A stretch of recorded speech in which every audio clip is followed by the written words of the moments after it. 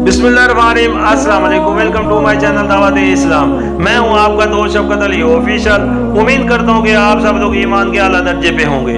सूरतुल अराफ की आयत नंबर 151 का तर्जुमा।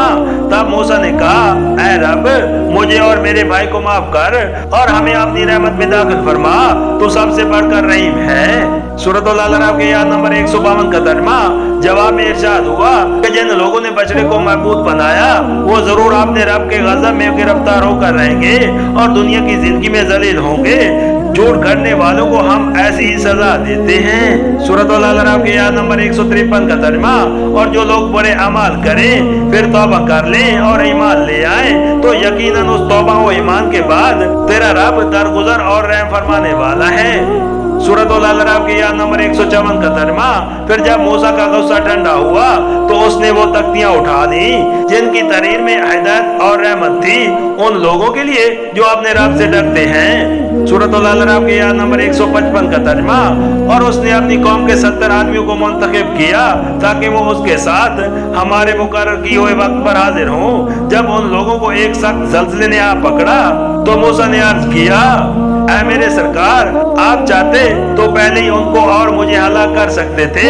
क्या आप इस कसूर में जो हम में से चंद नादानों ने किया था हम सबको हलाक कर देंगे?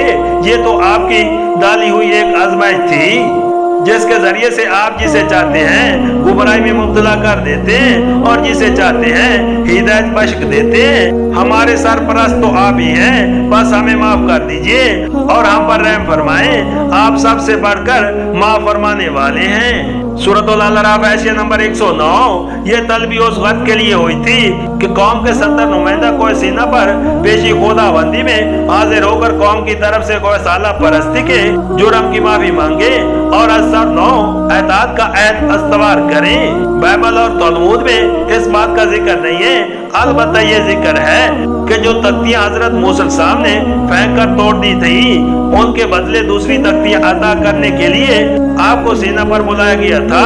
खरूज बाब 34। सूरतुल अराफ आयत नंबर 110। मतलब ये है कि हर आजमाइश का मौका इंसानों के दरमियान फैसला कौन होता है। वो चांद की तरह एक मखलूक ग्रोह में से कारामद आदमियों और नकारा आदमियों को फेंक कर अलग कर देता है। ये अल्लाह ताला की हिकमत का ऐन मक्तज़ा है कि ऐसे मौके वक्तन फवक्तन आते रहें। इन मौकों पर जो कामयाबी की राह पाता है वो अल्लाह ही की तौफीक और रहनुमाई से पाता है और जो नाकाम होता है वो उसकी तौफीक और रहनुमाई से महरूम होने की बदौलत ही नाकाम होता है।